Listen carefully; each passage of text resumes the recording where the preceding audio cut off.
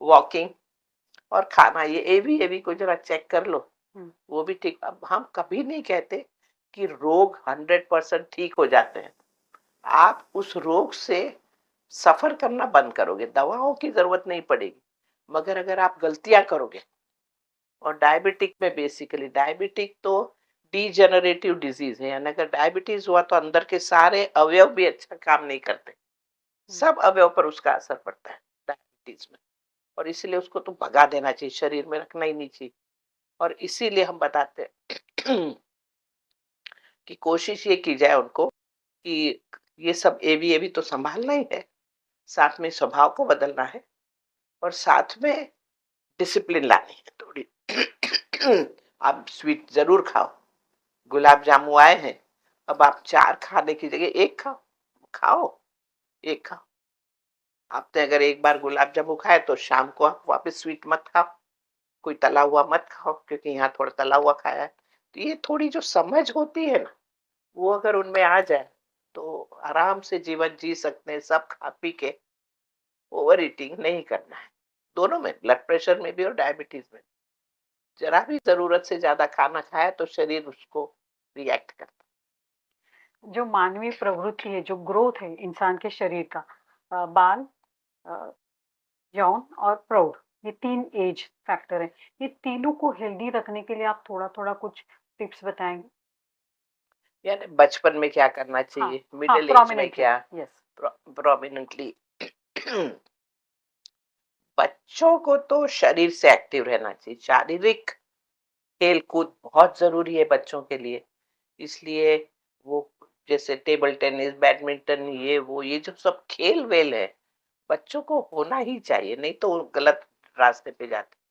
Dancing है ना, लड़कियों के लिए भी लड़कों के लिए भी, अच्छा डांस हो, कुछ न कुछ, सिंगिंग हो, म्यूजिक हो, फ्लूट बज रहा है, ये बज रहा है, सारे ये चीजें बचपन से ही होनी चाहिए। अच्छे सिंगर्स बचपन से होते हैं, अच्छे इंस्ट्रूमेंट प्लेयर बचपन में। सिर्फ पढ़ो पढ़ो पढ़ो के साथ में ये भी उतना ही जरूरी है, सब पेरेंट्स को समझना पड़ेगा। तो ये बचपन का हुआ। मिडिल एज में जहाँ जिम्मेदारियां खूब आ जाती है, वहां जो बचपन में आपने सीखा है उसको अब जीवन में उतारना पड़ेगा। तो मिडिल एज में तो आप पे जिम्मेदारियां है, शादी, बच्चे, और साथ में कमाना। और कमाने में 8 से 10 घंटा जाता है, पति पत्नी दोनों भी कमा रहे हैं, लेकिन समय जाता है। अब फिर वो समय का मैनेजमेंट करना तो आना ही पड़ेगा। हुँ, हुँ। और इसीलिए उनको मैंने छोटी छोटी जो पहले बात बताई, किस तरह जीवन जिए, काम में भी अपना ध्यान देना, काम में भी थोड़ा सा 2 मिनट याद रख के आंख बंद कर लिया, या खड़े होके थोड़ा चल लिया, ये सब करना आना ही चाहिए। अभी आपको अलग से समय तो नहीं मिलेगा, मुझे ही नहीं मिलता। मैं कहूँ कि मैं आधा घंटा अलग से मैं आसन कर लूं, बिल्कुल समय नहीं मिलता। मेरे ही समय में कोई न कोई आएगा, कुछ करेगा। मेरे को 10 मिनट लेटना होता है, तभी कोई फॉरेनर आ गया कि मैडम प्लीज 2 मिनट। तो बड़े होने के बाद में यही सब हो रहा है।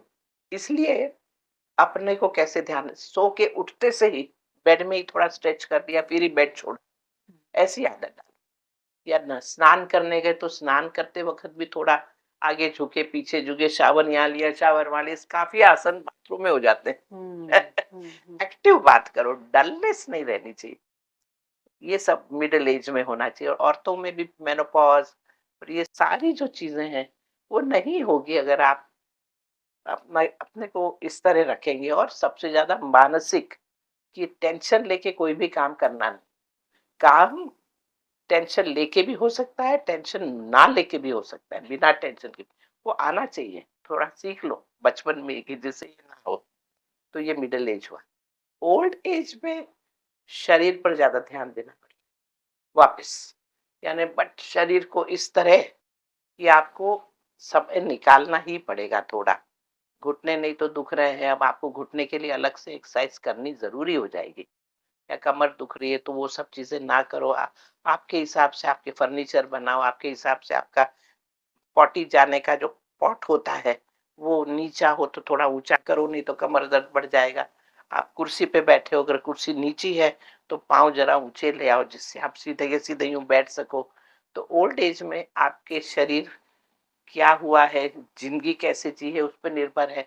अब कहीं गिर-गुरा गए हैं, 2-3 बार फ्रैक्चर हो गया है, कोई क्या हुआ, कभी क्या, वो सब देखते हुए टेलर मेड चीज़ें, यानी हर व्यक्ति को अपने शरीर की नीड के हिसाब से उसको कुछ न कुछ बदलाव लाना पड़ेगा घर में। और ओल्ड एज में बहुत ज़्यादा लंबी जर्नी नहीं करनी चाहिए।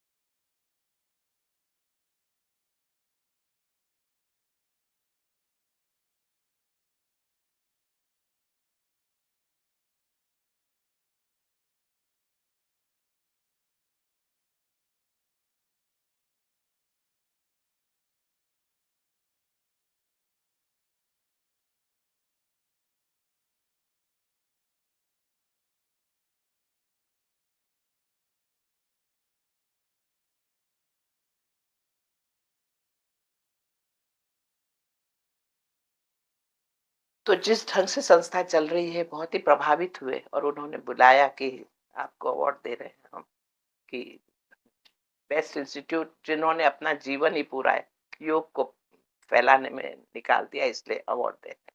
तो बहुत अच्छा लगा था। मैंने आपके मतलब योगा का जो आपका एक प्रवचन सेशन होता है, जो कि जी, इंटरैक्टिव सेशन होता है, आप बहुत सारे उदाहरण देते हैं, फिर वो पुराण होता है, माइथोलॉजी होता है, सब होता है। रोज़मर्रा के, तो ये लाते कहाँ से? उदाहरण तो जीवन जीती हूँ, लोगों को देखती हुई। हर इंसान की एक कहानी है, हर इंसान का जीवन। तो यहाँ जो भी आते हैं कुछ न कुछ मुझे वहीं से उदाहरण मिल जाते हैं। और बाकी वेदों में, उपनिषद, पुराण, योग, इन सब में तो है ही उदाहरण। हर उपनिषद में एक-एक स्टोरी, हर चीज़ स्टोरी से ही सिखाया जाती है। वो बहुत जल्दी सीखते हैं बच्चे। हम लोग जब अपसेट होते हैं ना, तो कहीं घूमने चले जाते हैं, म्यूज़िक सुनते हैं, टीवी देखते हैं, ऐसे कुछ-कुछ करते हैं। आप जब अपसेट होती हैं, आप जब लो फ़ील करती हैं, आप क्या करती हैं? मैं अब तो कभी भी अपसेट नहीं होती हूँ। जब पहले जब होती थी तब मेरे पास म्यूज़िक था। मुझे म्यूज़िक का बड़ा शौक है, तो मैं कुछ न कुछ गाती थी। गाना बहुत ही सही लगता था। और प्रकृति में चले जाओ ज़रा, पेड़-पौधों में, वहाँ भी मुझे बहुत शौक था। रोज़ कल्चरिस्ट थी, तो मज़ा ही आ जाता था। मूड खराब होना ही नहीं चाहिए। ईश्वर जब सब कुछ चला रहा है, तो आपका मूड क्यों खराब होता है? आप कौन हो कहना कि ये गलत है, ये सही है, सब सही। हंसा जी, योगा डे जब से शुरू हुआ है, दुनिया भर में भारत के पास देखना या योगा के पास देखना, सब नज़रिया बदला है। आप दुनिया भर में घूमी, आपके स्टूडेंट भी हैं। जी, क्या कुछ आपका अनुभव है इस बारे में? नहीं, योग बहुत ही रिस्पेक्ट करते हैं, बहुत ही मान-सम्मान, और बहुत ही चाहते हैं कि और सीखें। इसलिए 100 और कितने 98 देश तो योगा डे मनाते हैं, हाँ। सब तरफ से, और भी बढ़ रहे हैं सब। तो वो सब कुछ न कुछ कर रहे हैं। और जब भी वो सुनते हैं कि मैं जा रही हूँ, तो ऐसे लोग इकट्ठे होते हैं, उन्हें सुनना ही होता है, क्योंकि हम साइकोलॉजी, फिलॉसफी और टेक्नोलॉजी तीनों सिखाते हैं। सबको सीखना होता है। जो है तो अच्छा रहता है। आप 5 दशक से आगे योगा में इन्वेस्ट कर चुके हैं, इन्वेस्ट मैं कहूँगी। तो आपके हिसाब से ऐसा कुछ है जो सरकार ने या तो लोगों ने मिलके और योगा के प्रति इन्वेस्ट करना चाहिए ताकि और योग का प्रसार और प्रचार हो? मैं तो मानती हूँ कि सरकार को अ, जितना हो सके कंट्रीब्यूट करना चाहिए। जैसे अब मुझे योगा यूनिवर्सिटी बनानी, हुँ, यानी उसके लिए मुझे सरकार सरकार का सहयोग चाहिए कि सरकार आए और कहे कि ये लीजिए ज़मीन, यूनिवर्सिटी के लिए 40 एकड़ ज़मीन चाहिए, कहाँ से लाऊँगी? मैंने कोई पैसे नहीं इकट्ठे किए बम्बई में रह के, बिज़नेस नहीं किया है। नहीं सही है। तो जब मैंने इस तरह का जीवन जिया है तो मुझे सरकार से सपोर्ट और भी दूसरे लोगों से सपोर्ट मिलना बहुत जरूरी हो जाता है, क्योंकि वो कुछ भी लेना हो तो पैसा पहले आता है। हुँ, हुँ, हुँ। तो लगभग 200 करोड़ जितना तो लगना ही लगना है। अब ये सब मिलके मुझे मदद करेंगे तो मैं जल्दी कर पाऊंगी, नहीं तो धीरे धीरे ईश्वर तो तो आप सरकार का सपोर्ट होता है तो चीजें बहुत जल्दी आगे स्प्रेड हो सकती। स्कूल में सिखाना है, सरकार अगर नक्की करे कि हर स्कूल में योग होना ही चाहिए कंपल्सरी और पहले से होना चाहिए, तो फिर देखो कितना मजा